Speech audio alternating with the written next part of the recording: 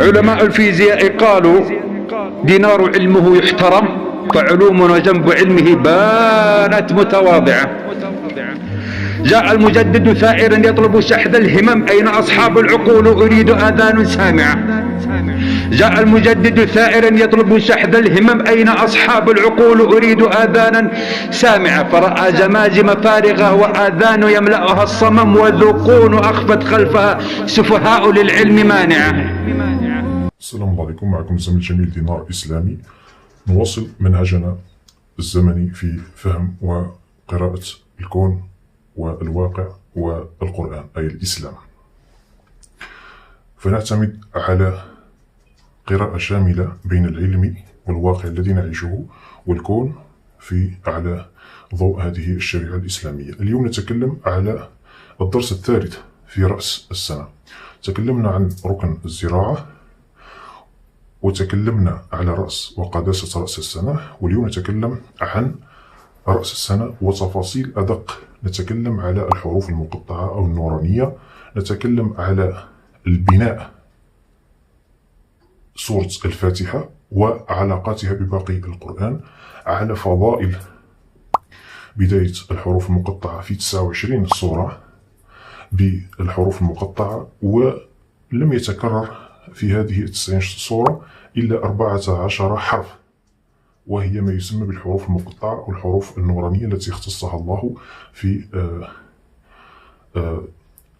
بداية أو فواتيح الصور، وتسمى الفواتيح أو الحروف المقطعة مثل ألف لام ميم، ألف لام را، كاف هاء عين صاد، قاف صاد. فهذه هي الحروف المقطعة. اليوم ندرس رأس السنة وفتح الله سبحانه وتعالى، الفتح الأطول لله سبحانه وتعالى في رأس السنة.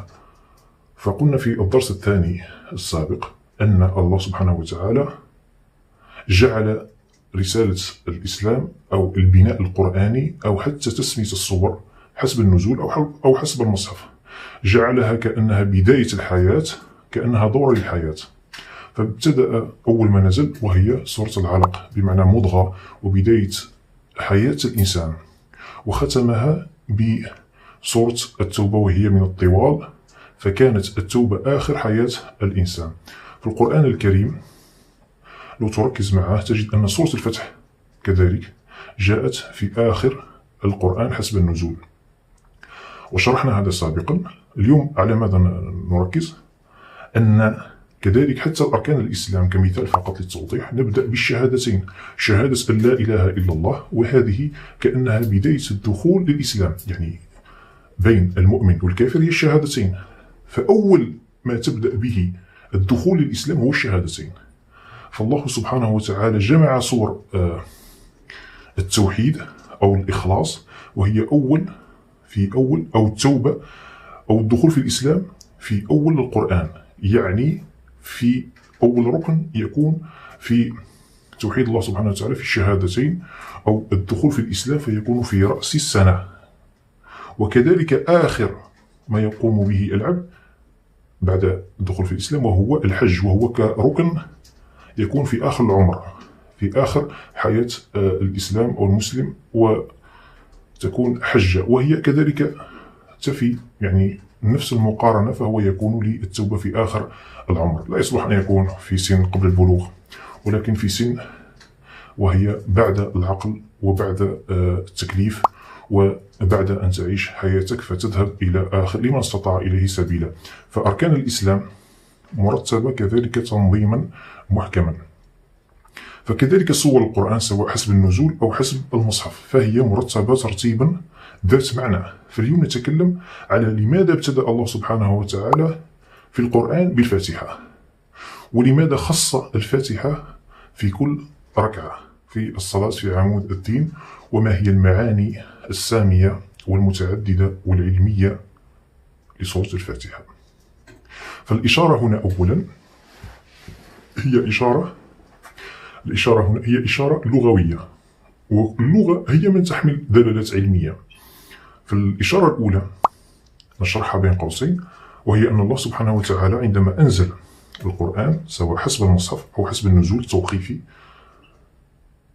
كان يرتكز على الفاتحة كأول سورة، ثم جاءت الفاتحة بعد عدة سور، البقرة، العمران، النساء، فكانت الفاتحة بعد 5 سور. تجد أن الفاتحة حسب المصحف في ترتيب واحد، وأما حسب النزول فهي مرتبة في الرقم 5، بمعنى أن الله وضع الفاتحة حسب المصحف هي أول سورة، ثم الفاتحة الثانية حسب النزول وضعها بعد 5 سور، أي الفاتحة هنا والفاتحة هنا وبينها 3 سور. كأن الله سبحانه وتعالى يقول أن بين الفاتحة الأولى والثانية هو فتح، ولهذا جاءت سورة التوبة كذلك في آخر القرآن، يعني قبل الفاتحة الأولى وبعد الفاتحة الثانية، لأن التوبة جاءت في الترقيم 9 حسب المصحف، وجاءت في الترقيم 112 تقريبا في آخر القرآن. يعني وكأن الله سبحانه وتعالى يعمل لك ملاحظات هندسية في القراءة للصور. الفتح هنا، الفتح هنا، التوبة هنا، التوبة هنا، الفاتحة هنا، الفاتحة هنا. فعلى ماذا يشير؟ لو ندرس هذا الفتح أو الفاتحة سنجد أن الله سبحانه وتعالى يشير إلى رأس السنة، أن جميع النظام الكوني وأن جميع النظام القرآني وأن جميع الصور التي تبتدئ بالفواتيح، لهذا سميت الفواتيح فواتيح الصور، فهذه كلها وابتدأت في رأس السنة بألف لام ميم في سورة البقرة. فهذه الفواتيح عددها هي 29 سورة. الآن لاحظوا معي عدد فواتيح الصور، بمعنى هذه مثلا ألف لام ميم، ألف لام را، كاف يا عين صاد، صاد قاف، هذه تسمى فواتيح. عدد الصور التي ابتدأت بهذه الفواتيح هي عدد الصور التي ابتدأت بفواتيح هي 29.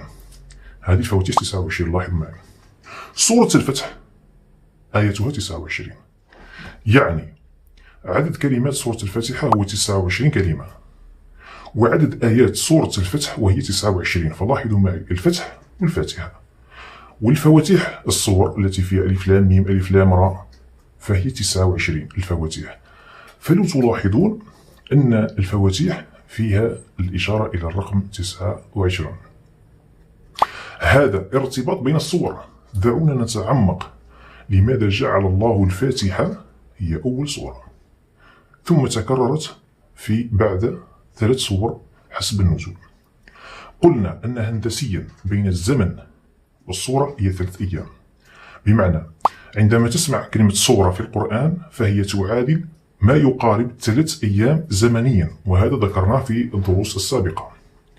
بمعنى أن بين الفاتحة والفاتحة 5، ما يقارب 15 يوم، وهذا ابتداء من رأس السنة إلى 15 يوم. فهذا الخط هو الذي يشير إليه الله سبحانه وتعالى بين الفاتحة الأولى حسب المصحف وحسب النزول. ثم لاحظوا معي كيف يذكر الله سبحانه وتعالى أو يشير هندسيا إلى رأس السنة، أن جعل في سورة الفاتحة 14 كلمة. لاحظوا معي اليوم فيه 15، أما الليل ففيه 13 إلى 14، يعني فيه انتقال حدث فلكي بين الليلة 13 والليلة 15، بمعنى أن الله سبحانه وتعالى جعل من الكلمة الأولى للفاتحة وهي البسملة، بسم الله الرحمن الرحيم، العالمين الرحمن الرحيم مالك يوم الدين، إياك، من بسم الله إلى إياك رقم 1، إياك نعبد وإياك 2 نستعين. فمن بسم الله إلى إياك الأولى توجد 14 كلمة، ومن إياك نعبد إياك نستعين من إياك الثانية إلى آخر السورة توجد 14 كلمة. فما معنى 14 من بداية إلى كلمة إياك، ثم من إياك الثانية إلى آخر السورة 14. فهذه تشير إلى فواتيح الصور، بمعنى أن علوم القرآن جمعت في الفاتحة وعلوم اللغة جمعت في هذه الفواتيح. فكم حرف في هذه الفواتيح بدون تكرار في 29 سورة؟ هو 14، يشير إلى نفس النظام الذي في الفاتحة. فهذه 14 وهي معناها الفتح. ذكر الله في بداية 3 أسماء لله سبحانه وتعالى، الله الرحمن الرحيم، في بسم الله الرحمن الرحيم في الفاتحة. فهنا 3-14 إلى ماذا تشير؟ تشير هذه 3-14 إلى 143 حرف في الفاتحة، أي 3.14، وهو الثابت الرياضي لإقليدس، وتكلمنا عنه ونستعمله في الصلاة، في السجود، في الركوع، في الأشهر الحرم 3 ثم الرابع منفصل. مثلا في السجود نقول سبحان ربي الأعلى 3 كلمات نكررها 3 مرات وفيها 14 حرف. فالفاتحة هنا لو تركزون معي اليوم ندقق 14 كلمة ثم كلمة نعبد في الوسط، هي الرقم 15. 14 قبل ثم نعبد ثم 14 بعد. فهذه 14 والثلاثة الثابتة تشير إلى الفتح. حتى في علم الاستشعار وضحنا هذا، في الأجهزة في صناعة الترددات وضحنا هذا. فما معنى نعبد؟ يعني هذا 14 الفواتيح في اللغة، أو ترتيب سورة الفاتحة الأولى، أو فلكيا في رأس السنة، زمنيا بين الفاتحة الأولى والثانية 14 يوم، يعني بالأيام تحسب، بالليالي تحسب 13. يعني انتقال فلكي سنتكلم عنه، يتكلم على الليالي البيضاء، بمعنى الفاتحة تقول لك يا مسلم أن الله سبحانه وتعالى سيفتح بابه من رأس السنة إلى الليلة 13 إلى 14. يختلف الزمن في بين الليلة واليوم. فهذه الليالي يشير إليها الله سبحانه وتعالى كخلاصة لعلوم كثيرة حاولت أن أختصرها لكم في تفسير سورة الفاتحة. يعني أنا دارس علوم كثيرة ووصلت إلى الفاتحة. فمعنى الفاتحة هو أن الله سبحانه وتعالى يفتح لنا سماءه وينزل لنا إلى السماء الدنيا في الليالي البيض. فهي تبدأ في قبل السنة بأيام، ولكن الاحتفال فيها متى تشاء، وخير الأمور آخرها، دائما قاعدة. يعني لكل شيء وسط، ووسط هذه الأيام هنا. فتبدأ من رأس السنة تحديدا إلى ما يسمى بالجمعة الثانية في رأس السنة الجديدة، وهذا يسمى عيد يناير للأمازيغيين، الجمعة الثانية في. ولهذا جاءت الجمعة في آخر كذلك ذكرها الله سبحانه وتعالى، وهو يوم مفضل وفضيل وجعله عيدا للمسلمين.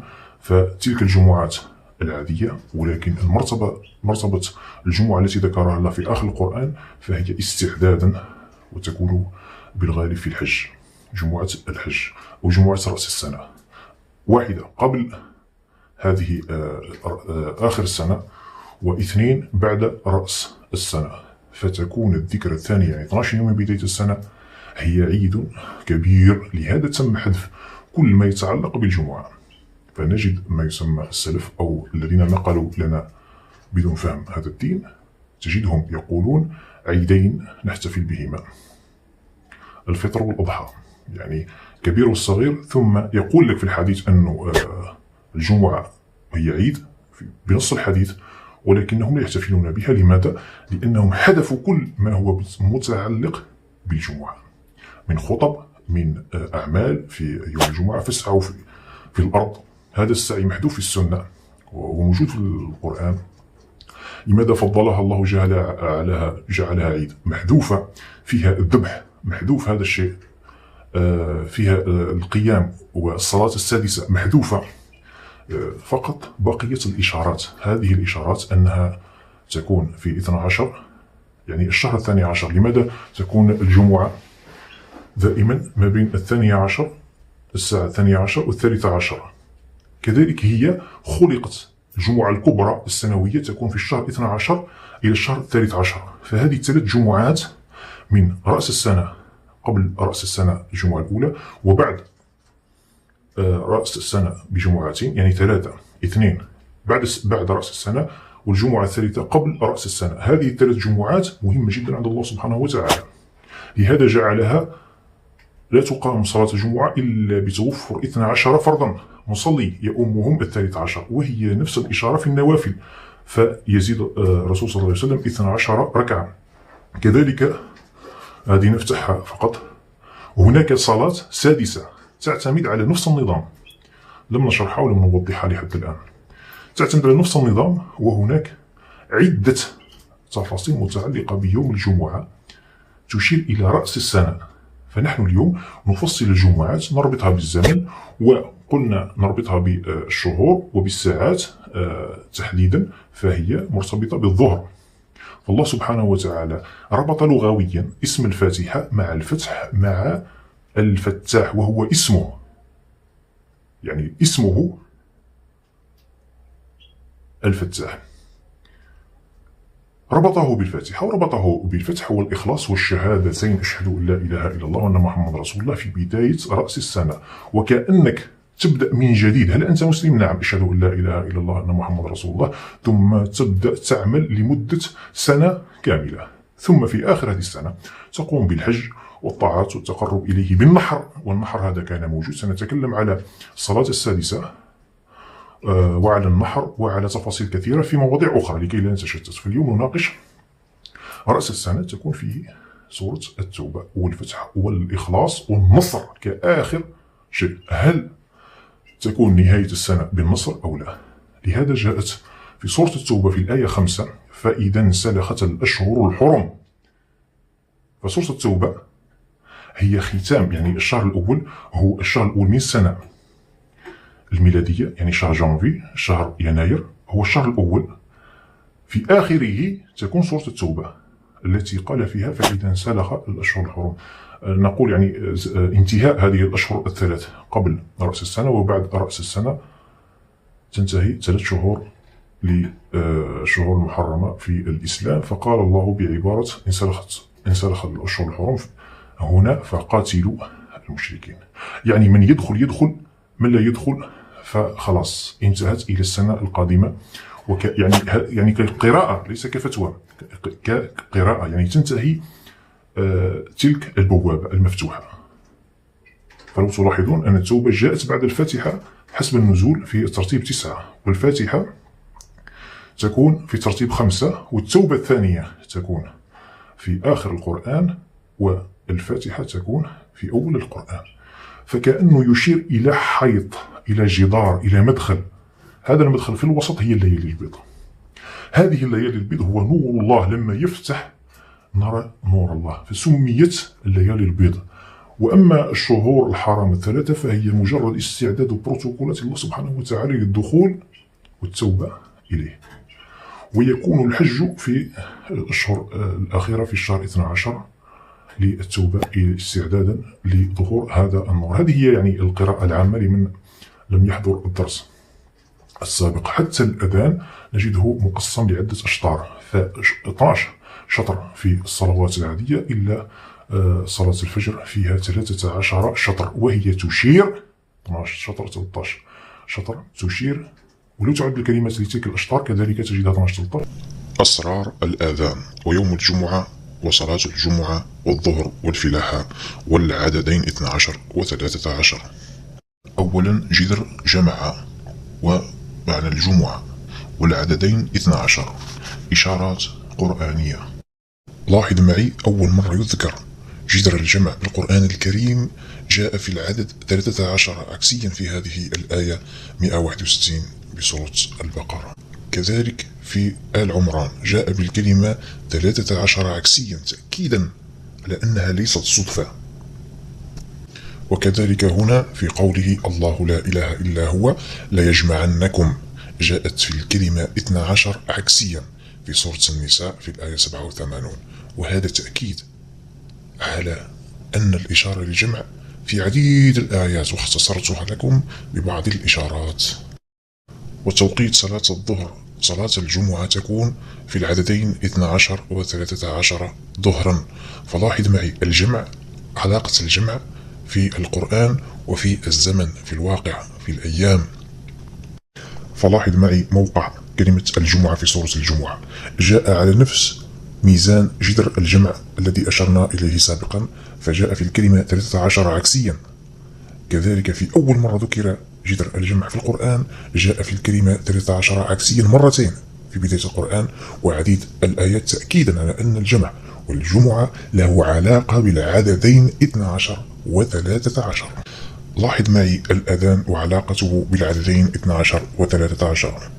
لاحظ معي أن مجموع هذه الآية التي دعت إلى النداء، جذر النداء إلى الصلاة، جاءت في 12 كلمة. لاحظ معي باقي التفاصيل لتفهم. وهنا كلمة الأذان جاءت بعد 13 كلمة.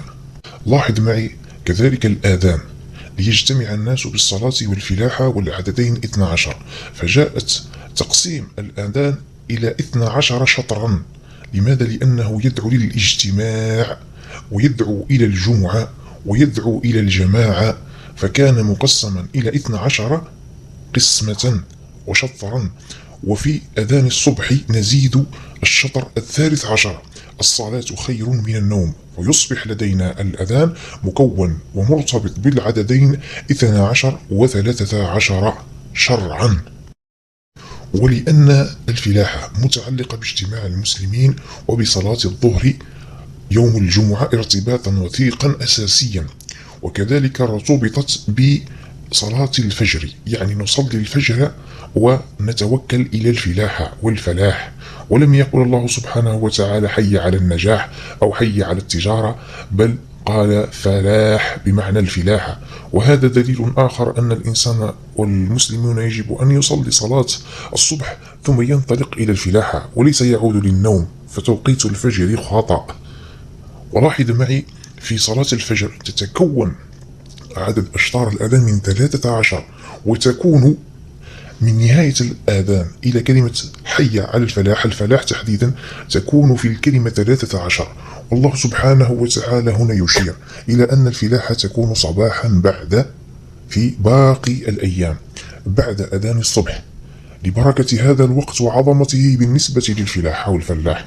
وكذلك يشير إلى أن الآذان في صلاة الجمعة يوم يجتمع الناس، هذا اليوم العظيم يكون للفلاحة. لاحظ معي في الشطر الأول وضحنا أن جاءت كلمة الفلاح أو حي على الفلاح، كلمة الفلاح في الكلمة 13، هذا في الشطر الذي فيه 13.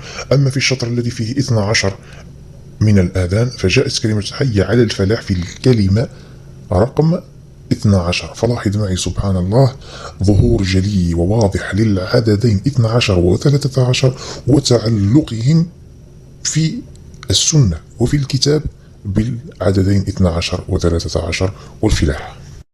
وأزيدكم من الشعر بيتا أن ختام الأذان وهو لا إله إلا الله، وهو الشطر الأخير منه، يتكون من 12 حرفا. فلاحظ معي في الأذان يوميا نكرر كلمة الفلاح 10 مرات، عدا يوم الجمعة يتكرر 12 مرة بتكرار الأذان في صلاة الظهر. وهذا هنا تصبح الإشارة إلى الأذان والفلاح 12 مرة يوم الجمعة، إشارة إلى أن الفلاحة تكون يوم الجمعة لها قيمة كبيرة عند الله سبحانه وتعالى وعند محمد صلى الله عليه وسلم. لاحظ معي عدد حروف الأذان 112، فهي تشير إلى العدد 12، وهذا يشير إلى الفلاحة ويوم الجمعة والجماعة والاجتماع والصلاة. وأما الرقم 100 نفصله في دروس ومعادلات أخرى، وهو كذلك يشير إلى الفلاحة. وكذلك يشير الله سبحانه وتعالى في سورة الجمعة للعمل والنشاط والاجتماع، وليس فقط للصلاة والنوم والراحة والعطلة، بل قال فيها يا أيها الذين آمنوا إذا نودي للصلاة من يوم الجمعة فاسعوا إلى ذكر الله وذروا البيع، يعني كانوا يبيعون أو فيه بيع، ذلك خير لكم إن كنتم تعلمون. فإذا قضيت الصلاة ماذا نفعل؟ فانتشروا في الأرض، ولم يقل فانتشروا في قضاء حوائجكم، بل أشار إلى الأرض، فانتشروا في الأرض. وهذه إشارة إلى الفلاحة ولو بسيطة، وسنؤكدها مع باقي الأدلة. وابتغوا من فضل الله، الابتغاء من الأرض من فضل الله، واذكروا الله كثيرا لعلكم ماذا؟ لعلكم تفلحون. فذكر الأرض بعد قضاء الصلاة، وذكر الفلاحة لعلكم تعقلون.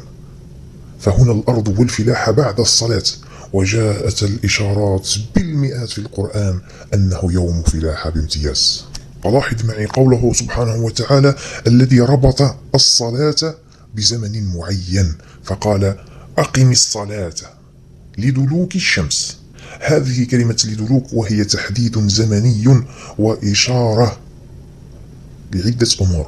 أولا لدلوك جاءت في الكلمتين الصلاة ولدلوك في الكلمتين عكسيا 12 و13، وهذا تأكيد على أن الصلاة المهمة جدا عند الله سبحانه وتعالى هي الظهر، وأفضل ظهر هو ظهر الجمعة، وسنفصل في بقية الصلوات.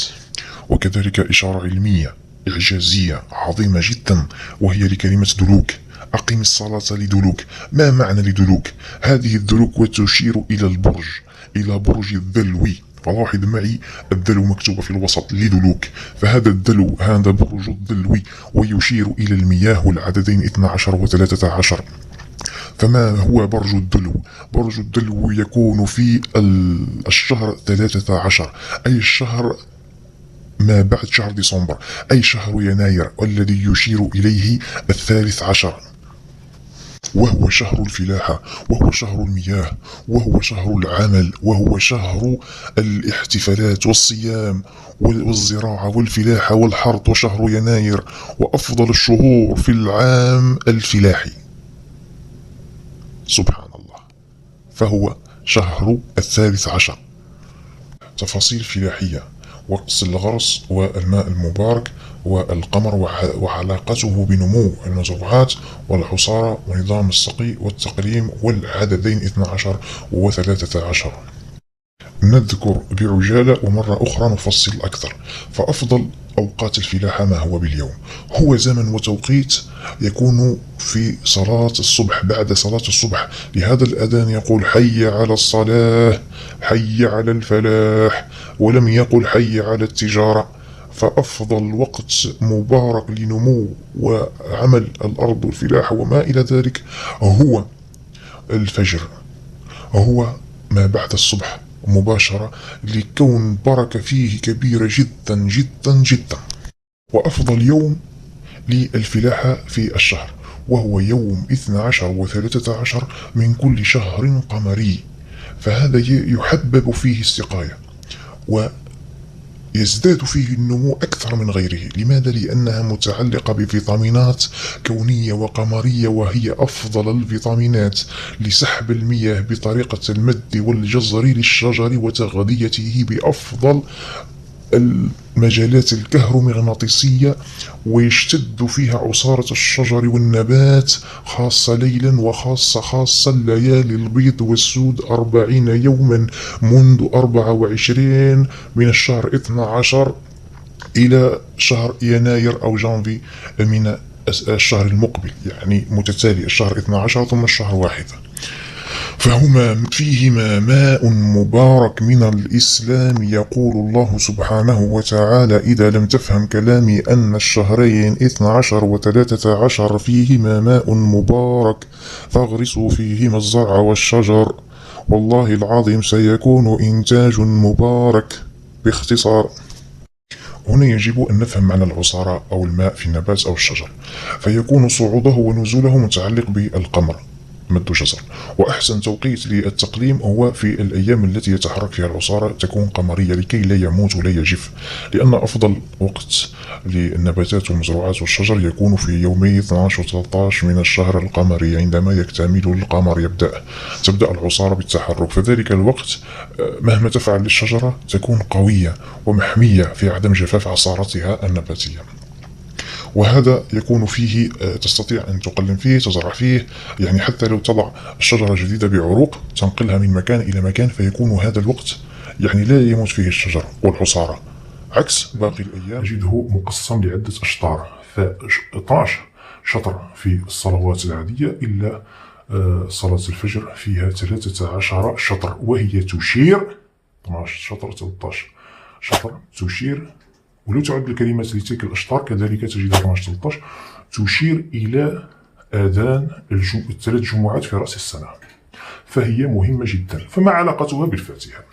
فقلنا أن إياك نعبد الأولى، إياك قبلها 14، وبعد نعبد إياك نستعين بعدها 14. إياك نعبد يعني جاءت الفاتحة هي أول الصور، فإن الله موجود معنا، فنقول مثل شخص معك، فقل هيا نتعاون، يعني هو حاضر معك، فنقول إياك نعبده وكأنك تراه، إياك نعبده. فهذه 14 يوم، 14 كلمة في قبل نعبد معناها الله معنا، وإياك نستعين فهي تشير إلى باقي الأيام في الشهر الذي فيه 29 وقليل. لماذا قليل؟ فإذا انسلخ الأشهر الحرم لم تكن في نهاية سورة التوبة، بل كانت في بدايتها، بمعنى الشهر القمري يكون 29 وقليل وليس أكثر، يعني ليس 30 أو 31. فهنا الإشارة إلى أن لما يكون الله معنا في رأس السنة في تلك الجمعتين نقول إياك نعبد وكأنه معنا، ولما يذهب وتبدأ الليالي السود حزنا على ذهابه فنقول وإياك نستعين، لأنه زمنيا نصف الشهر الأول موجود النور لليالي البيض، وبعد نصف الشهر يعني من 14 فما فوق يكون غير موجود النور، ذلك النور تبدأ الليالي السود حزنا، فيقول إياك نستعين، كأنك تتصل وتقول سأستعين بك سواء أنت موجود أو لا. هذه الاستعانة تكون في الغائب. هذه هي الإشارة المهمة، يعني إسقاط لغوي على الإسقاط الزمني والفلكي، وخاصة النظام الرياضي، فهو يكشف كل شيء. فهنا الفاتحة فيها نظام الفتح 143 حرف 14، وكأن الله سبحانه هو الأصل في الأصل. الفتوحات هذه موجودة 3 أنواع: الفتح وفتح القبلة. فتح القبلة لأن القبلة تفتح في أثناء الصلوات، القبلة تفتح في أثناء، هذا هو القرآن الذي يعني دارس هندسة إسلامية وفلكية وعلمية وكونية، وأستطيع أن أؤكد هذا.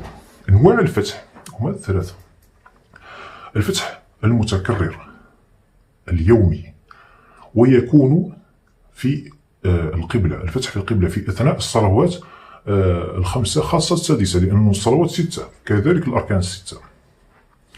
فالصلاة السادسة يكون فيها الفتح أكبر من باقي الصلوات، فتم حذف الصلاة السادسة مع حذف الجمعة. وما هي الإشارات والمعاني؟ لماذا نحتفل بيوم الجمعة؟ لماذا هذا اليوم؟ هذه تم حذفها، خطب الرسول تم حذفها، لأنه حذفوا ركن الإسلام لأنه متعلق بالجمعة والأعمال يوم الجمعة، فكانت الزراعة يوم الجمعة، فحذفوا كل ما هو متعلق في أحاديث رأس السنة والجمعة. ابحث ما هي الأحاديث المتعلقة برأس السنة كحدث فلكي، فتجد جميع الحضارات في الأرض تحتفل برأس السنة، فكلهم حسب عصرنا الحالي فكلهم مجانين، إلا نحن المسلمين في آخر الأمة أذكياء نعرف أنه لا شيء، فلا تجد أي حديث، بل بالعكس تجدهم أحاديث تكفر. هو لا يوجد حديث يكفر أو يقدس، ولكنهم يبتدعون آيات أو أحاديث التشبه بالكفار، بما أن الكفار يحتفلون فأنت لا تحتفل. هذا ما تركوه لنا في الإسلام. تقول له أعطيني خطبة غير موجودة، حذفوا كل ما هو متعلق بالزراعة ورأس السنة والجمعة. لماذا نحتفل؟ يعني ماذا تركوا؟ كيف أنا أعرف؟ بالعلم. فالقبلة لديه فواتح، وأكبر فتح هو الصلاة السادسة تم حذفها كذلك. لماذا؟ لأنها متعلقة بفهم ركن الإسلام السادس الزراعة، وفهم العيد الثالث وهو الجمعة. فاهمين؟ وتفتح فيها. تخيل معي أكبر فتح في الصلاة لا نعرفه. هذا أعتذر يجب أن تكون درس منفصل، هذا فيه كلام علمي دقيق جدا. الفتح، هذا الفتح المكرر، هناك فتح بالأيام، مثلا يوم مقدس مثلا ليلة القدر فيه فتح لله سبحانه وتعالى. وهناك هذا ما أعرف الأيام. وهناك فتح رأس السنة وهو الأكبر والأعظم على الإطلاق زمنيا وقيمة. هذا الفتح الأول، ثم فتح الصلوات هو الثاني، ثم فتح الأيام هو الثالث. فتح الأيام مثلا يوم مقدس، عيد، الشعائر في الحج، مثلا في عرفة، ممكن يعني يكون هناك فتح في هذه الأيام، ولكن الفتح الأعظم الذي أعطى الله قيمة له في الصور، سورة الفتح تتكلم عليه، سورة الفاتحة الأولى والثانية سواء في الفتح أو في الفاتحة تتكلم عليه 4 سور. ثم النصر تتكلم عليه، هو التوحيد. النصر ما معنى النصر؟ النصر في رأس السنة. الإخلاص تتكلم عليه، يعني عديد. وللأسف نحن لا نفهم تفسير القرآن لكي نتأكد أكثر، ولكن اعذروني يعني كل مرة نحاول أن نبين شيء يعني، وأنتم أركبوا هذه الأفكار.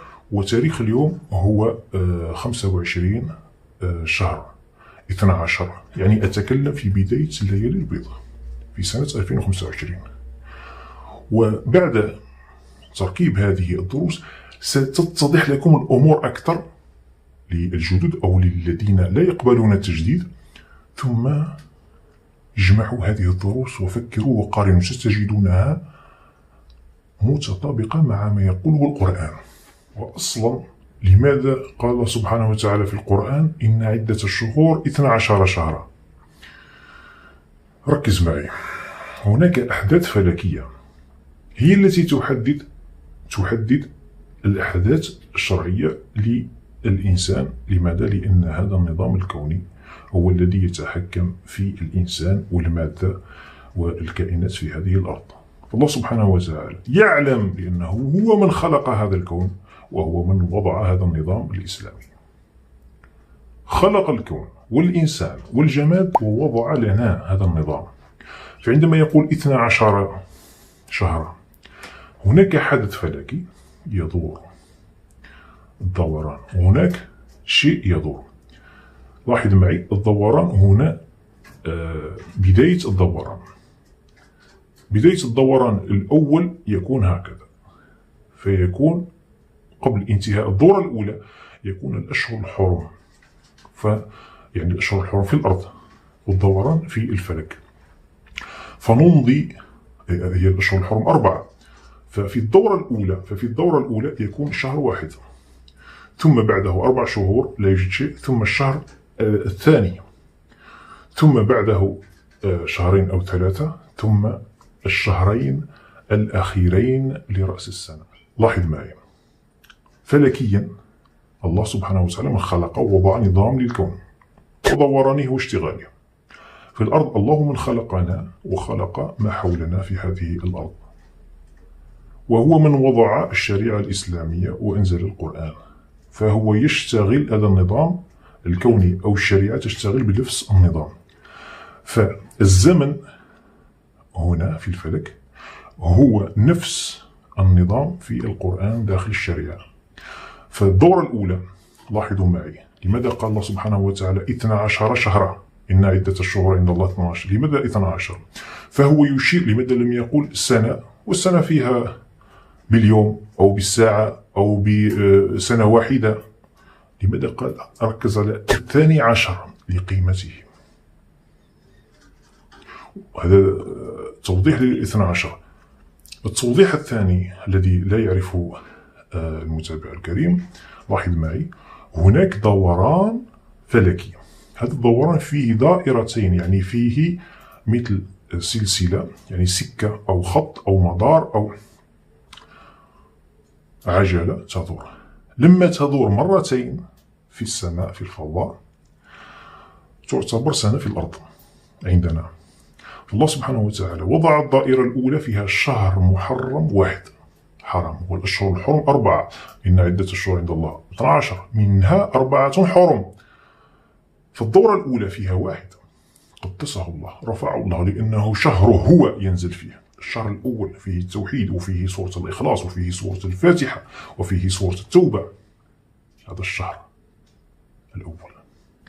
ثم الدورة الثانية، وفيها ببداية الدورة الثانية هذه دائرة فيها شهر واحد، ثم ببداية الدورة الثانية فيها شهر آخر، هذا الشهر، ثم في نهايتها موجود 2 حرم، فيكتمل العدد 4. فالأشهر الحرم في القرآن أو في الكون هي نفسها زمنيا، فقط ينقصنا أن نفهم الزمن. لماذا قال 12؟ فهناك تكتمل الدورتين. ففي كل دورة نسميها جمعة، هذا هو سبب الاحتفال بها. ففي كل دورة جمعة، وأفضل جمعة سماها الله سبحانه وتعالى حسب النزول. في الدورة الأولى سماها على المصحف، حسب صور المصحف، فهي كانت الأولى. لماذا؟ لأنها في البداية. ثم الدورة الثانية وتكون لأني قلت لكم أن لكل صورة 3 أيام. فالفاتحة الأولى لو نعد الصور نجد أن الجمعة، صورة الجمعة حسب المصحف نجدها في الترتيب 62. نضرب 62 في 3 أيام، يعني كل صورة ب3 أيام، فنجد أن عدد الشهور نجد في تلك الدورة ب6 شهور، فنجد الشهر يشير إلى الشهر السابع، أي الشهر رجب. لهذا نجد شهر رجب منفصل عن باقي الشهور. لماذا هو منفصل؟ لأن الدورة الأولى تبدأ من هنا وتنتهي هنا، ثم الدورة الثانية تكون فيها شهر رجب وفيها الشهرين الأخيرين، فتصبح 4.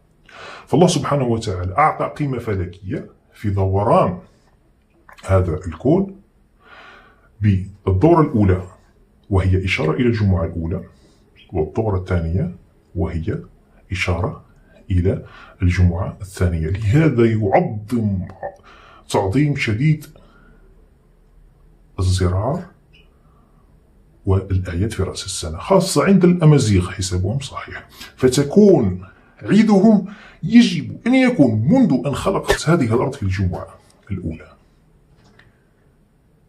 والله سبحانه وتعالى لم يذكر الخميس، الأربعاء، الثلاثاء، الاثنين، بل ذكر الجمعة. لما ذكر السبت ذكره لليهود والجمعة. لماذا؟ لأن الجمعة تشير إلى تلك الدورة الزمنية الفلكية، وفيها اليوم الجمعة هو اليوم السادس. هذا اليوم السادس سمي، أو يوم الجمعة سمي على تلك الجمعة أو الدائرة. ففي العام هناك دائرتين. لا أستطيع التفصيل في هذا، ولكن أفتح قوس كعنوان لدرس ممكن نشرحه لاحقا، أنه دورة لله سبحانه وتعالى ودورة للشيطان في تفسيرها، يعني للمؤمنين ودورة للكفار. ثم النهاية، فذكر الله الجمعة مرتين في مناسبتين حسب المصحف وحسب النزول، في مكانين منفصلين. ولو تضع الهندسة، لماذا قلت لكم يجب أن ندرس الهندسة المقدسة؟ فأنا أشرح هذا، لا تقول لي ما عندك يعني أدلة. قلت لكم سابقا أني فتحت دورة في الهندسة. ستجد في الهندسة أن الجمعة الأولى في نظامها وضعت في نفس النظام الزمني والفلكي للجمعة الثانية. يعني سابقا كتبت لكم، رأيت مقطع في صدفة صراحة للشيخ بسام جرار، وقلت كان لا أعرف أين وضع هذا المقطع، يعني كمنشور أو في فيديو، يعني قبل سنوات رأيت هذا. فقال أن الشيخ بسام جرار قال أن ترتيب النزول غير دقيق أو غير علمي، المهم لا نعتمده. قلت أنا في منشور سابقا، ممكن في القناة، ممكن في منشور، رديت عليه وقلت له أن الصور حسب النزول ثابتة وصحيحة ولدي الدليل. الآن وصلنا إليه، يعني من قبل لا يعترفون أصلا بهذا الترتيب، ترتيب الصور التوقيفي حسب النزول، أو يعني هم يعترفون حسب المصحف، لا يعترفون حسب النزول. ولكن أنا ما أقوله ما وجدته فلكيا بعد دراستي لهذه السنة. تأكدت يقينا أن الجمعة الأولى هندسيا في الدوران الفلكي الله سبحانه وتعالى سماها الجمعة وذكرها ووضعها في دائرة واحدة داخل فيها دائرتين. فاهمين؟ هناك دائرة وهي النظام الكوني، وهناك دائرتين، بمعنى لو تكون عجلة، هذه العجلة تكون كبيرة، فهذه العجلة الكبيرة تدور وعجلة وسطها تدور، فيلتقيان كلا العجلتين يلتقيان أين؟ في رأس السنة. فكانت الجمعة الأولى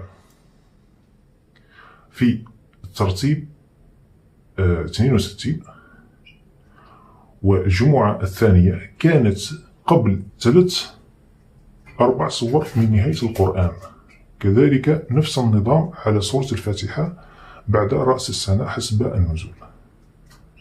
فاهمين؟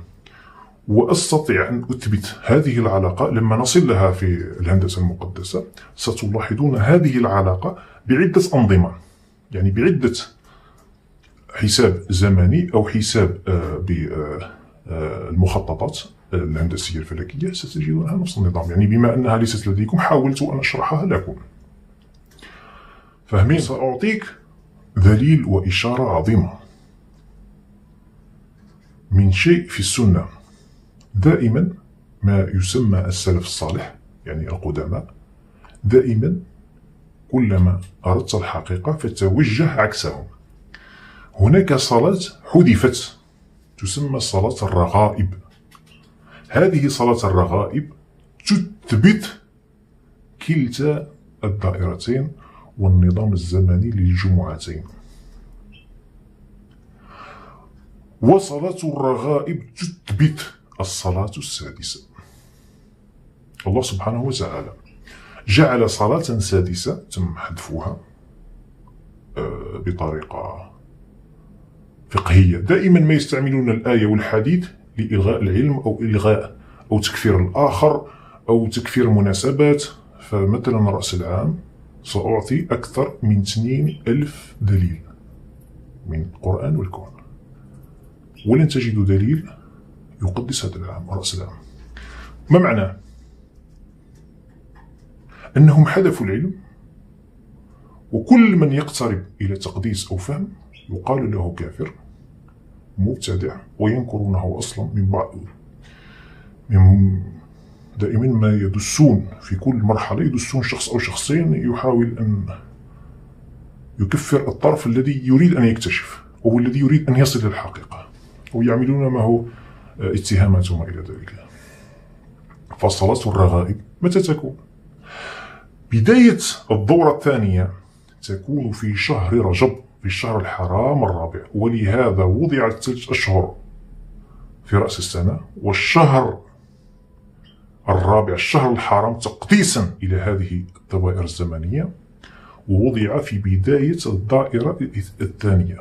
بمعنى، لاحظ معي، دائرتين زمنيتين كل واحدة تحمل 6 شهور، إشارة إلى يوم الجمعة، إلى اليوم السادس، إلى العيد الثالث في الإسلام بنص الحديث.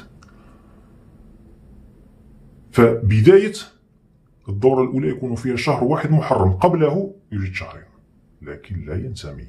لكن الدورة الأولى تكون فيها شهر واحد تقديسا للآحد الواحد الأحد، ولهذا جاء فيها في رأس السنة الإخلاص والنصر والفاتحة والثبت الرياضي والفتح الأكبر وما إلى ذلك. تنتهي، ثم تبدأ الدورة. لما تبدأ من رأس السنة، ففيها الشهر رجب الشهر الرابع، لماذا 3 وحدهم ثم الرابع، ثم يبدأ 1 إشارة إلى الواحد الأحد، إلى الفتح الأوحد إشارة إلى الله، ثم في نهاية الدورة متوفر شهرين آخرين. بمعنى دائرة واحدة فيها 1، ودائرة 2 زمنية فيها 3 شهور. فالله ماذا قال النصارى؟ ثالث 3، أو الثالث الثابت الرياضي الإقليدس 3.14. فالله سبحانه وتعالى دائما لماذا يعبد في الأقوال والأزمان ب3؟ لأنه يشير إلى وحدانيته، حتى اتهمته وقالت النصارى ثالث 3. وهذه الثالث 3 فيها علوم أخرى. فجعل القبلة في نظام زمني، أوقات الصلوات في نظام زمني، الفتح في نظام زمني.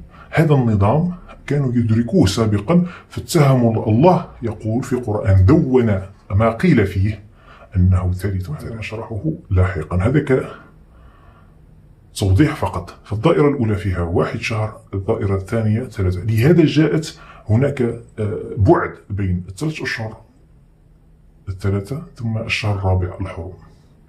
ولهذا جاء 12 لأنهما يلتقيان كلاهما في رأس السنة.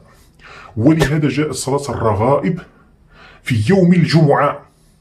لماذا؟ لأن بداية الزمان والخلق وجاءت فيه الأرض وتذهب فيه الأرض، يعني يوم القيامة في الجمعة.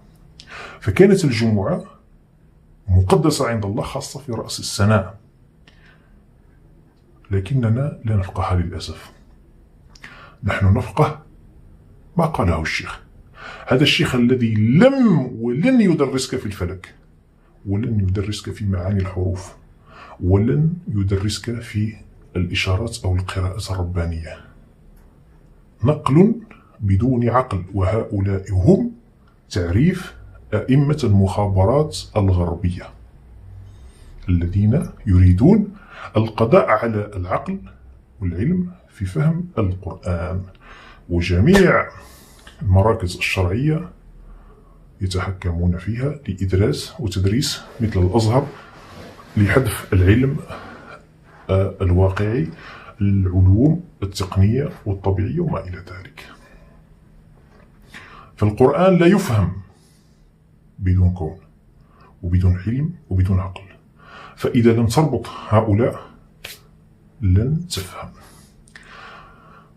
فصلاة الرغائب تشير إلى الصلاة السادسة، يجب أن نفتح قوس ونشرحها وحدها بدرس منفصل. صلاة الرغائب متى تكون؟ يوم الجمعة. موجودة. سيقول لك هناك من ضعفها العلماء. أنا أضحك من كثرة معرفتي بأنهم جهال، وسيأتي يوم لو تفهمون ما أفهم ستقولون عنهم أشياء فظيعة لا أستطيع ذكرها، وستتمنوا لو تحاسبوهم على تضييعهم لهذه الأمة وشبابها وعلومها وقرآنها وتضليلكم بالنقل بدون عقل. ستعرفون أن الجمعة تبدأ هذه صلاة الرغائب، لأن سيقول لك ضعيفة مش ثابتة، قال العلماء. هذول العلماء لا يفقهون في شيء، هذول ما عندهم أي علم. هذول لا أريد أن أطعن فيهم احتراما لكم حتى تفقهوا ما أفقه، لكي بعدين أنتم ستحكمون عليهم. هذه تكون الرغائب موجودة. متى؟ لنفترض أنها أسطورة، هذه صلاة الرغائب أسطورة. متى حددوا هذه الأسطورة التي جاءت من الفضاء؟ يعني دخان بدون نار. جاءت في يوم الجمعة وهو بداية. وأزيدكم من الشعر بيت: لو تعدون ترتيب سورة الجمعة في حسب المصحف 62 تضربوها في 3 ستصلون إلى تاريخ صلاة الرغائب تحديدا. فكيف الزمن والهندسة والقرآن وترتيب سورة الجمعة في القرآن حسب المصحف تشير إليها، وذلك هو زمنها. وماذا يقرأ فيها؟ يقرأ فيها القدر والإخلاص لله والتوحيد لله.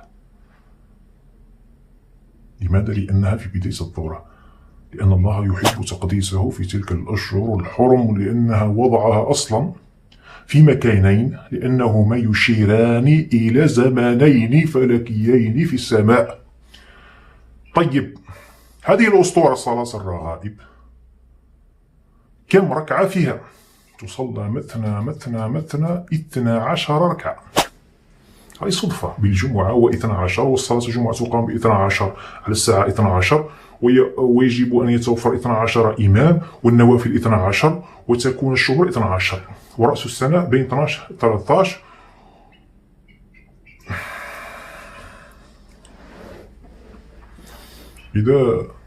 إذا أردتم أن تستعملوا عقولكم فسننجح في تجديد هذا الإسلام وفي فهمه وفي فهم جوهره وفي فهم علومه. لأن لو كان الفرق بيني وبين غيري، لو كان هدفي هو شرح القرآن فقط، ممكن أواصل يعني، لكن أنا أريدكم أن تصلوا لما بعد فهم القرآن،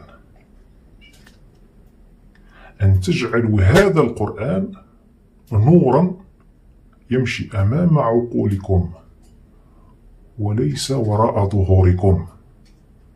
ولو تبحث، أعطيك دليل آخر، لو تبحث في صلاة الرغائب تجدها يقولون لك في شهر رجب وهذا دليل على وجود دورة ثانية تقسم السنة إلى 2.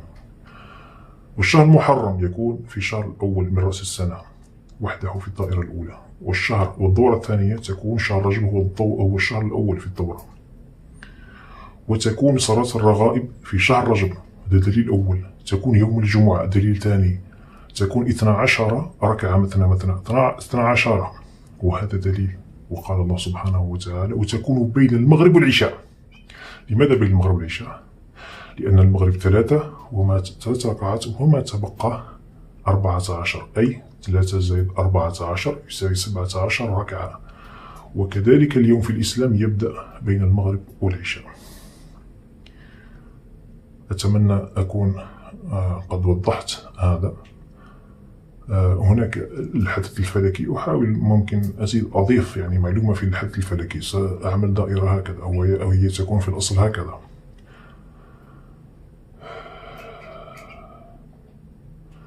الثابت الرياضي هو الذي يتحكم في تلك الدوائر، فهي في الأصل دائرة واحدة فيها دائرتين يلتقيان، يكون هناك تناظر مثل نصف قطر الدائرة لما نعمل دائرة ونصف القطر، فتكون هناك. هذا لا أستطيع شرحه، أعذروني، حاولت.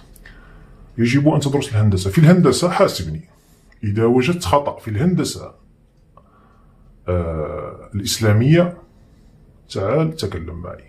لهذا قلت لكم فيها مخططات وفيها خرائط وفيها شروحات. علم آخر لا نستطيع أن نشرحه باللغة، يعني علم هندسي يحتاج إلى أدوات هندسية ومخططات هندسية. وإذا أصلا ستصدمون، أنا متأكد أن ستصدمون. جهزوا أنفسكم إلى مش الصدمة الأولى، الثانية والثالثة، ممكن الرابعة، يعني الصدمة في 4. بمعنى أن المنهج الزمني أو الزمن الجميل دينار الجزائري لما يتكلم معك يتكلم بقال الله، يشرح لك ماذا قال الرسول، وهذا حديث لصلاة الرغائب. وأزيدكم حديث أن الدعوة في شهر رجب مستجابة، فيه حديث. لماذا؟ لأنه الشهر الأول من السلسلة، من الدائرة الثانية، لأنه الشهر الأول، لأن فيه صلاة الرغائب، لأنه فيه الخط الذهبي، لأنه فيه 12 ركعة إشارة. فسبحان الله، لاحظوا معي، رأس السنة الأولى حذفوا كل شيء، ولكن السلسلة الدائرة الثانية تركوا فيها رجب وفضل رجب وفضل استجابة الدعاء في رجب وتفاصيل كثيرة. فلاحظوا رأس الدائرة الأولى، رأس السنة لا توجد شيء، حتى الحج نقروه. كان الحج في رأس الدائرة هنا، حذفوه. كيف حذفوه؟ لا يستطيعون حذف الحج وحذف الكعبة وحذف الأحاديث التي تشير، لأنه ركن كبير ولا يقدم الإضافة العلمية لما تروح تحج وتأتي، ولا العملية. ركن الزراعة فيه فائدة للأمة فحذفوه. أما ركن الحج فتركوه. فكيف حذفوا؟ لما حذفوا الجمعة وبعض التفاصيل العلمية في الإسلام وفي معاني الحروف وما إلى ذلك، وكل ما يشير إلى رأس السنة حذفوا كل شيء. ثم ما هو الدليل؟ أن رجب هو رأس السنة الثانية، تركوا بعض الأحاديث عليه. هذا ماذا؟ وصلاة الرغائب حذفوها، وصلاة السادسة حذفوها. فهذا يشير إلى رأس السنة الأولى. فكيف رأس السنة الأولى لا يوجد شيء إطلاقا إلى الحج؟ ثم ماذا فعلوا في الحج؟ غيروا الزمن، أصبح الحج يدور والصيام يدور. هذا هو الذكاء والدهاء من اليهود، من أئمة الخبيب القدماء، كيف تلاعبوا بالإسلام.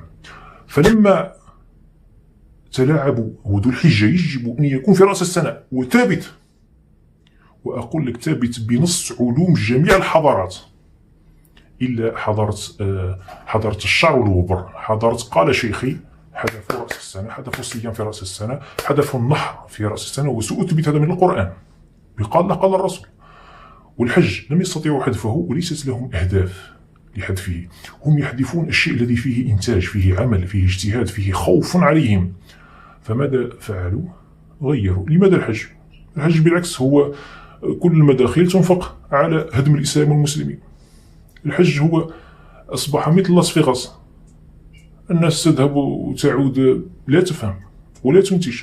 هل تنتج شيء من الحج؟ لا، بل بالعكس تنفق تدعم السياحة وما إلى ذلك.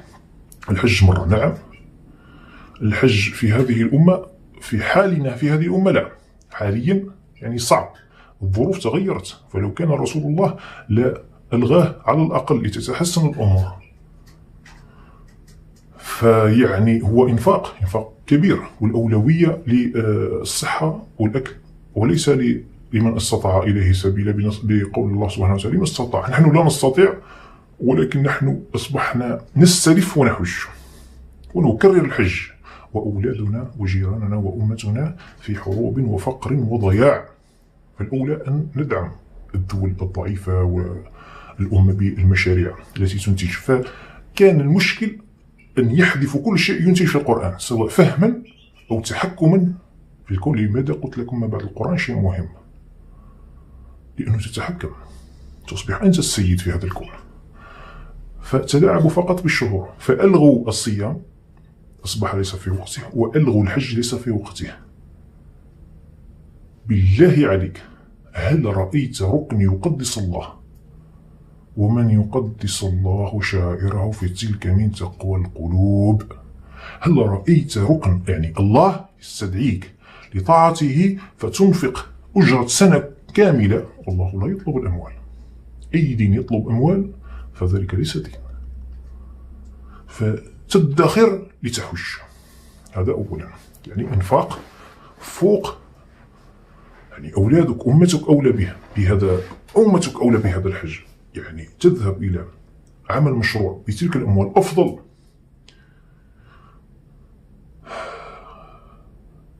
هذا أولا. ثانيا، تذهب تعبد الله في الحج في أي وقت في السنة عدا رأس السنة، هذا خطأ.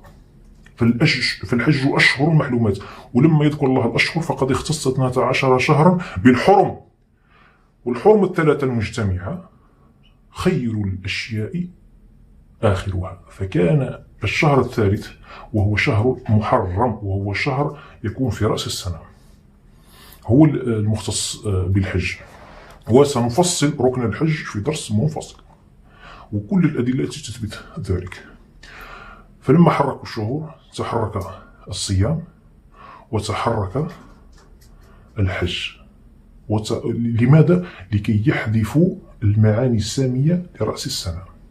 فلو تلاحظون بارك الله فيكم ادرسوا التاريخ، يعني أنت أفضل من الفراعنة الذين سيطروا على هذه الأرض قرون. مماليك، كل ملك عائلته تمسك عشرات ومئات وآلاف القرون. لما وصلوا له؟ فتأتي أنت بدون علم وبدون أي عالم وترفع علماء الشعر والبابور يروحوا يحفظون حديثين ناقصين منقولين، يعني إسلام موروث بدون فهم، ويأتي يقول لك هذا عالم. فلما اعتمدت الأمة بدعم مادي وإعلامي الشخصيات وكتب شخصيات، فقدنا الإسلام وجوهره. هذا أقوله بما أني فهمان، بما أني أستطيع أن أرد، بما أني أستطيع أن أعيدك إلى الصف الابتدائي في أي علم. فلما الأمة ترفع علماء يحفظون حديثين وتفسيرين، لمن؟ لجهال قبلهم، وهكذا. من هو المصدر؟ هو الذي تلاعب بهذا الإسلام. ففواتيح الصور 29 تشير إلى ب14 حرف مكررة تشير إلى الفتح، ولهذا سميت فواتيح الصور، ولهذا جاءت الفاتحة باسم الفاتحة الفتاح. لكي لا أطيل عليكم نواصل في درس آخر إن شاء الله، وعلاقته برأس السنة. للتأكيد رأس السنة وأنه فتح للفتاح للفاتحة للفتح، سأعطيكم دليل آخر وسيكون الأخير في هذه الحلقة أو هذا الدرس أو هذه المحاضرة، لتتأكدوا أننا لا نفهم شرح القرآن ولا نربطه بالكون. عندما نذهب إلى سورة النور، الله نور السماوات، في هذه الآية رقم 35 يقول سبحانه وتعالى بعد بسم الله الرحمن الرحيم: الله نور السماوات والأرض مثل نوره الآيات. لو كنا نفهم أدنى درجات العقل، نستعمل فقط قليل من العقل، ونقارن كيف فسرها كبار العلماء والسلف من جهة، وتفسرها بقليل من الفهم والذكاء، قليل، مش يعني لازم تكون شيء. لاحظ معي، يقول الله سبحانه وتعالى: الله، هنا اعترف ووضح وأعلن نفسه. الله نور. هذا النور لو تبحث عند أي جاهل ستجد أن النور متعلق بالقمر. لما يقول الله النور في القرآن معناها القمر. لما يقول الله عن نفسه الله غير مدغم غير مخفي واضح باسمه، الله نور. الله، ركز مع رأس السنة، يقول نور، الله نور، يعني الله قمر، الله نور السماوات والأرض. هل السؤال هنا العقلي، أنا أعطيكم سؤال، فسر هذا علماء السلف الكبار أنه نور القلب في الجسد فيضيء هذا الجسد. لو استعمل العقل، الله ذكر اسمه وليس الجسد، ذكر اسمه نفسه. النور يكون متعلق بالقمر، لأن النور في القرآن دائما متعلق، حتى أول مرة ذكر النور ذكر معه نفس الآية القمر. السماوات والأرض، أعطيني من يضيء السماوات والأرض. هل هو قلب الإنسان وجسد الإنسان وروح الإنسان والطاقة، ما يسمى الطاقة الإيجابية؟ يعني أنا في هذا الحي، في هذا السكن، أضيء السماوات والأرض. من يضيء؟ هل يضيء القمر السماوات والأرض بزاوية 360 درجة، أم يضيئها القلب؟ لو تبتعد عني 5 مترات في الليل لا ترى ضوئي ولا عيوني، ولو كنت شعل مصباح لن تراني على بعد أمتار فقط، فما بالك تضيء السماوات والأرض. الله ذكر نفسه النور للقمر، السماوات والأرض، فهي مساحة كبيرة لا يستطيع الإنسان إنارتها. ولما يقول لك الله النور، لما يقول لك الله النور، فالنور يكون مثلا في المنزل ليضيء، النور يكون مرتفع، لا نضع النور تحت الأقدام أو تحت الطاولة أو الأدراج أو في الزوايا، النور يكون مرتفع فوق. فالله هنا الله نور السماوات والأرض مثل نوره كمشكاة. هو يصف لك الزجاجة والضوء الذي داخل الزجاجة كمثال، ولله المثل الأعلى، فهو يشير أن القمر نور كمصباح، يعني المصباح ضائري ويكون علوي ليضيء السماوات والأرض، كذلك المصباح يكون علوي وفيه الزجاجة، يعني حتى القمر يكون كمصباح ضائري يطلق النور، يكون علوي. فاهمين يا؟ فعندما يقول الله نور السماوات والأرض فمعناه الليالي البيض في رأس السنة. فسورة النور جاءت لتثبيت رأس السنة، ورأس السنة يكون في آخر الخريف. لهذا قال زيتونة في نفس الآية 35 من سورة النور: زيتونة لا شرقية ولا غربية. ذكر الزيتون، والزيتون يكون عطاؤه في آخر الخريف، يعني في رأس السنة. فاهمين؟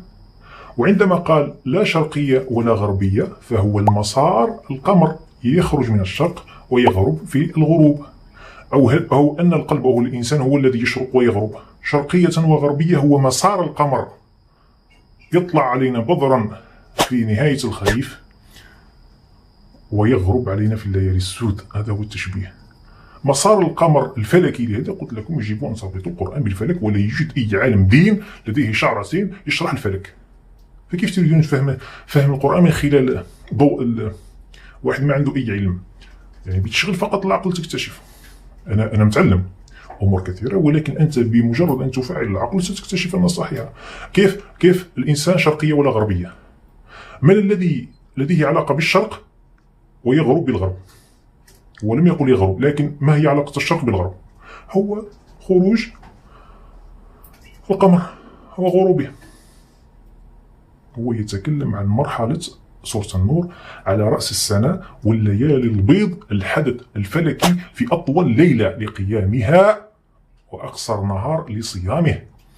هو يتكلم على آخر ذو الحجة للذبح وقص الشعر وطاعة الله سبحانه وتعالى والتوبة إليه والدخول في دينه إذا لم تكن مسلم. فمن يضيء المشكاة تشبيه هو الزيت. تكلم عن الشجرة، كلمة شجرة، الشجر متى يكون السكون وتساقط الأوراق ونبدأ في حاجة الشجر لإشعال النار يكون في الخريف وخاصة في آخر الخريف وبداية الشتاء. فهنا التشبيه أنك تحتطب أو تلتقط تجني الزيتون وأنت تتأمل نور الله في ليالي البيض في رأس السنة. كذلك كلمة النور جاءت قبل سورة النور 12 وبعد سورة النور 12 تشير إلى الشهر الثاني عشر في آخر السنة. كذلك أمطار الخريف يجنى ويحصد الزيتون بعد الأمطار أفضل، لكي بعد نزول الأمطار ب12 يوم يبدأ الحصاد. نفس السياسة التي اكتسبناها في الحضارات السابقة أنصحكم بها، وهي عدم الحرث وعدم السقي من رأس السنة إلى الجمعة الثانية، ثم يبدأ الحصاد أو الحرث في اليوم الثالث عشر، يعني انتهاء الليالي. هذه القاعدة. وعلميا أي شجرة تسقيها كرر لها السقي لو كانت مثلا في الصيف أو 12، لأن اليوم الثاني عشر الثالث عشر هو سكون أو يعني صعود أو نزول الماء في الكائن النباتي وغيره. نشرح هذا في درس منفصل. كذلك سورة النور، على ماذا سأتكلم؟ أعطيكم ممكن ملاحظة فقط للاستشهاد الواقعي، لأن المنهج الزمني يحلل لك الفلك، يحلل لك الآيات، يحلل لك الصور، يحلل لك الهندسة والواقع، خاصة نربطها بالواقع لتدرك الحكمة. سورة النور تحكي على الزنا، على الفاحشة. فبارك الله فيكم وأنتم أعلم ممكن حتى مني متى تكون الفاحشة إن لم تكن في رأس السنة. فالكفار ومن يتبعهم من المسلمين يحتفلون بها في رأس السنة. سورة النور معناها نور الله، فماذا يفعل الكافر؟ فيزني تحت هذا النور فيحملون الفاحشة. هل تدركون ماذا يفعل الكفار لرب المسلمين في الشهر الحرام؟ يحرم حتى الغضب، وسنتكلم هذا لاحقا. يحرم حتى القتال ولو كان حقك، يحرم حتى رد المظالم بالقوة وما إلى ذلك حتى تنتهي الأشهر الحرم. فماذا يفعل الكافر؟ فيفعل الفاحشة وما لذ وطاب من محرمات عندما يأتي وينزل الله سبحانه وتعالى ويفتح لنا نوره، وسمى سورة باسمه سورة النور، وأصلا النور هو اسم من أسماء الله، وذكر نفسه الله نور السماوات. الله ليس تفسيرهم الذي فسروا أنه دخول الروح في الجسد والقلب وتلك الترهات. فعندما ينزل الله جعلوه الكفار عيدا للفاحشة. والزمن الجميل المنهج الزمني يبين لكم أنه شهر مقدس، ونصوم فيه ونحج فيه ونتعبد إليه ونجتمع اجتماعا لا غياب فيه في رأس السنة، الجمعة الأولى والثانية، ونوحد الله، أشهد أن لا إله إلا الله وأن محمدا رسول الله. هذا في الدورة الثانية. وفي الدورة الثانية سورة القدر والإخلاص وما إلى ذلك.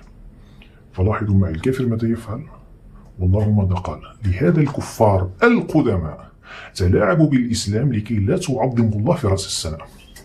فالله نور السماوات والأرض من أعظم وقعا على النفس والروح والمسلم هذه الصورة التي بقيت، يعني لو تلاحظون فقط الله نور السماوات والأرض هو الذي يوضع، فلا تفعلوا فيها الفاحشة. لكن الكفار يعلمون التفاصيل، يعلمون هذه التفاصيل، وهم من وضعوا لنا في الإسلام حذف هذه الجمعات وحذف هذه المقدسات. لماذا؟ لنتيه في الأرض.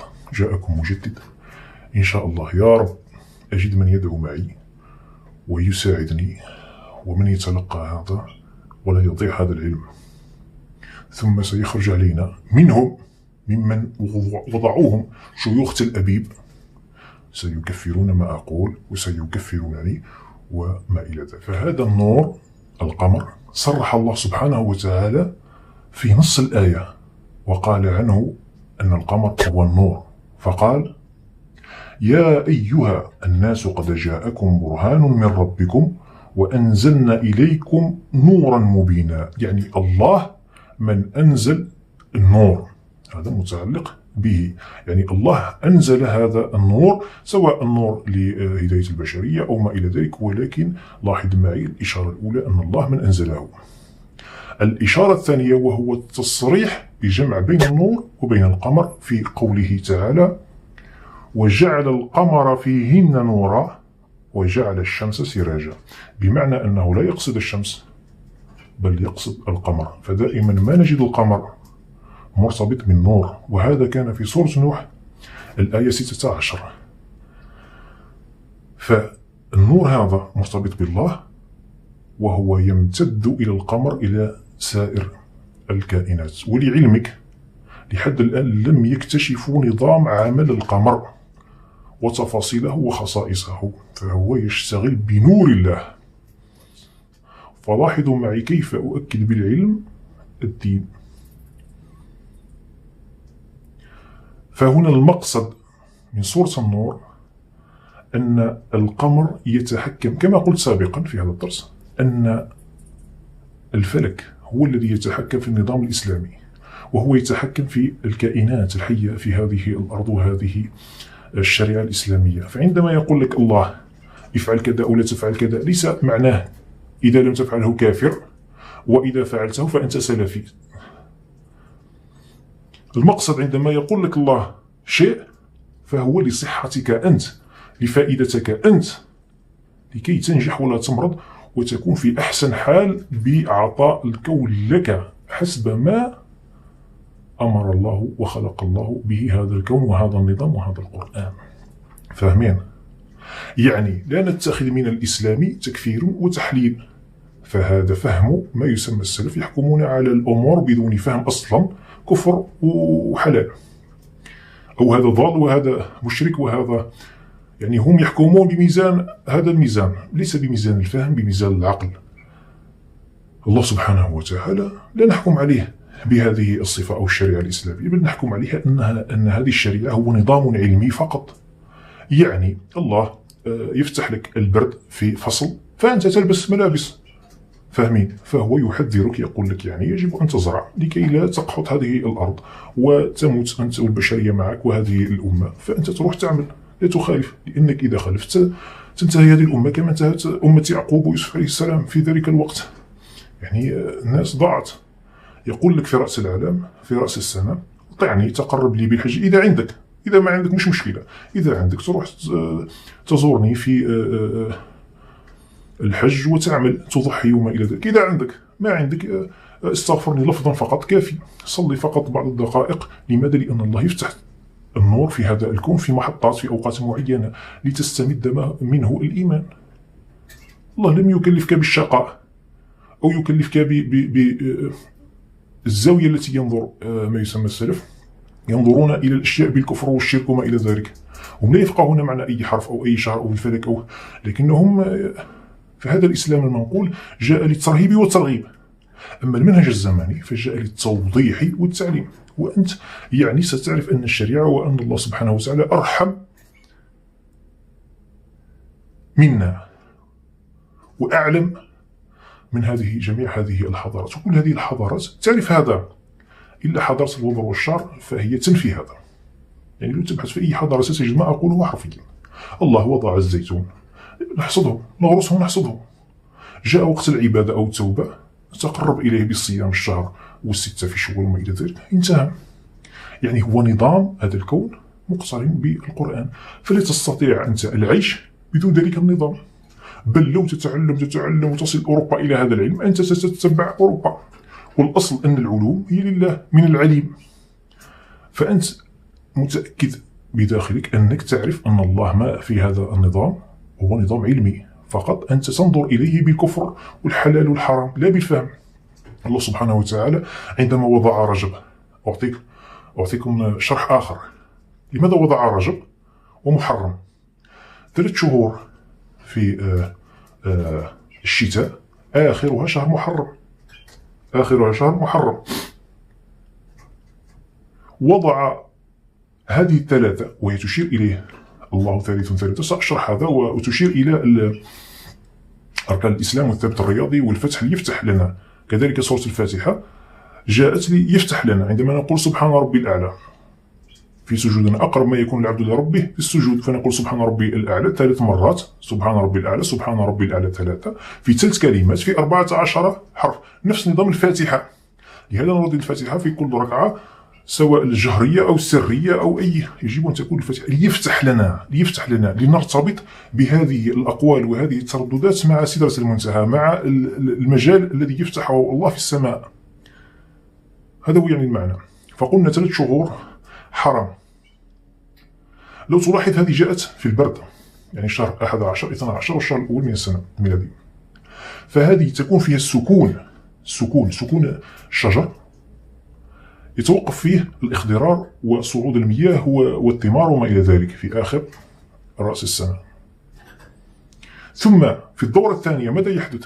كذلك يحدث في بداية الدورة الثانية يحدث ذلك السكون، فالماء ينزل، ولكن الفرق بين ال3 شهور الأولى تكون في الشتاء في رأس السنة، والدورة الثانية تكون في الصيف، فيكون والله سبحانه وتعالى وصف هذه الظواهر بالأيام والليالي. هناك عدة ليالي نختص بالليالي في الصلاة السادسة إن شاء الله. في الأيام نقول أياما حسوما، تكون فيها الرياح حارة. في الشتاء 3 شهور تكون رياح باردة وجافة وسكون المياه، رغم توفر المياه إلا أن المياه لا تصل. لماذا؟ لأن الله نزل وأنزل معه الثلج هدية للبشرية بصفة عامة، أنزل معها المطر والمياه لإعادة إحياء، يعني تجديد حياة عام آخر للبشر، كل عام ينزل.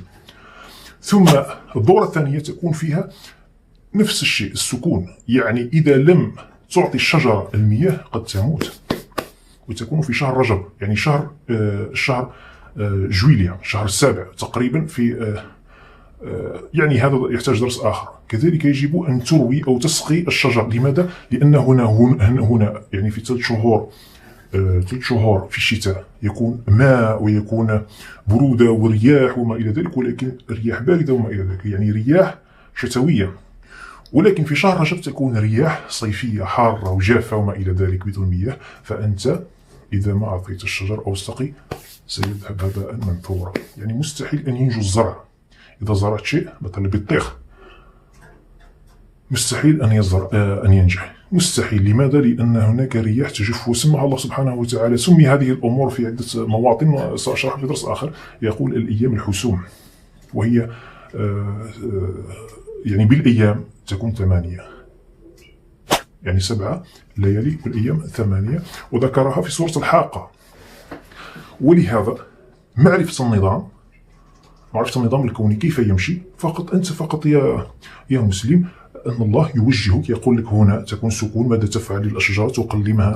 تقلمها وتنزع كذلك الشعر، يعني الأوراق مثل الشعر، يعني تذهب في ذو الحجة في رأس السنة إلى الحج تحذف الشعر، يعني تقص الشعر، فاحلقوا رؤوسكم وتنحر تقربا لله. كذلك تقص أغصان والأشجار في رأس السنة، أو هي تسقط آليا، يعني الله وضعها فيها، أو تقلمها لتعطي في العام المقبل أنت تقبل على بيكون جسدك نشط ويعطي أكثر نفسيا، يكون أكثر قوة بدنيا وروحيا. كذلك الأشجار تعطي الثمار.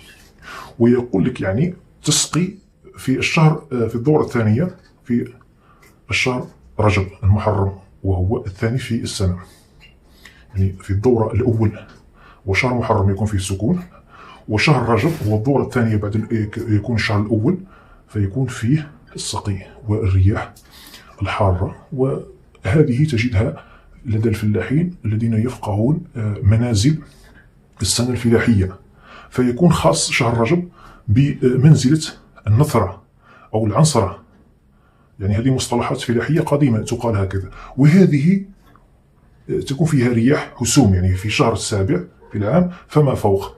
ولهذا جاءت سورة الحاقة في الدورة الثانية، جاءت في الشهر الأول والثاني، يعني إشارة إلى الشهر الحار الأول والثاني. يجب أن نشرح بعض المخططات التي تفهموا عليه. لهذا فتحت باب علم الهندسة المقدسة، وهو علم عظيم جدا يجب أن تفهموه. فالنظام الرباني ليس للتكفير والتحليل وما إلى ذلك، الحكم على الترهيب والترغيب، لا، هو يشرح فقط هذه أيام حسوم، هذه برد، هذه ليالي البيض. الليالي البيض كيف نستغلها في حياتنا، كيف نتقرب، كيف متى إذا أردت أن تنجح في الفلاح حي على الفلاح. فهنا يكون الفلاح هنا، وفي الآخر يقول لك خلقناكم لنبلوكم أيكم أحسن عملا، يعني كأنها دورة حياتية علمية تربط القرآن بالعلم بالعمل، ليست معقدة. ونفصل القرآن عن الواقع، ونفصل الكون عن العلم والقرآن، أو نفصل الشريعة والأحاديث عن واقعنا، عن الزراعة، عن فهم الليالي. لا، عادي لما نقول أيام نحسات يمنع فيها بعد تكون هذه الأيام بعدما ينتهي فترة الليالي البيض، ثم ينتهي هذا الوقت فتأتي أيام النحسات، يعني كأن على الدليل على وجود الأيام المباركات أو الليالي المباركات. أصلا سورة الليل لأنها الليل جاءت في شهر محرم، وفي الشهر الأول في الدورة الأولى سورة الليل جاءت في شهر محرم. لماذا؟ لأنها تقدس، لأن الله سبحانه وتعالى يحب الليل أكثر من النهار، لأن الليل تكون مركز، المؤمن يكون مركز في صلاته مع الله سبحانه وتعالى، لهذا سميت الليالي البيض فلكيا.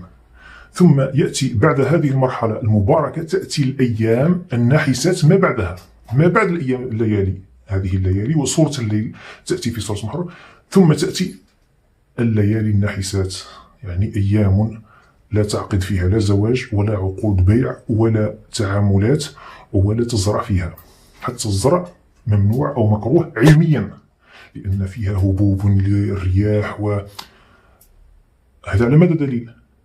هناك إكراه معنوي وتحبيب معنوي، يعني مثل البركة لا نستطيع أن نراها، ولكن في دراستها بما أن الله ينزل في رأس السنة فحزن هذه الأرض تحزن عليه، فيكون أيام يقابلنها من بعد انتهاء هذه الليالي يسمى ليالي نحسات. هذه الليالي النحسات أو الأيام النحسات يقابلها فلكيا وزمنيا وعلميا كما موجودة في الشتاء موجودة في الصيف، ويسمها الله في سورة الحاقة الأيام الحسوم. عديد يعني هناك خصائص علمية في الزمن. هذه الخصائص ممكن أفضلها فالله سبحانه وتعالى يغيب في السماء الدنيا بعد الليالي البيض، ولكنه ترك صلاة سادسة تبقينا على تواصل معه أفضل من باقي الصلوات، وهذا كذلك تم حذفه. لماذا؟ لأن علم رأس السنة حذف، وكل ما هو متعلق بأحاديث رأس السنة لن تجد أي حديث يقدس أو يوضح، كذلك حذفت الصلاة السادسة. هدفي أن أحاول أن أقنعكم وأوضح لكم إن شاء الله، ونواصل في حلقات قادمة إن شاء الله. أعذروني إذا أطلت، أحاول أن أنشر هذه الدروس في رأس السنة من آخر شهر 12 من سنة 2025 لكي تكونوا أقرب إلى الله وتستغلوا هذه الأيام، خاصة لمتابعين المنهج الزمني. إذا أعجبكم هذا الفيديو فبلغوا عني ولو حلقة. والسلام عليكم ورحمة الله وبركاته. فاق دينار القدامى وكان الأول في القدم، والأول أيضا ها هنا أهناك من سينازعه.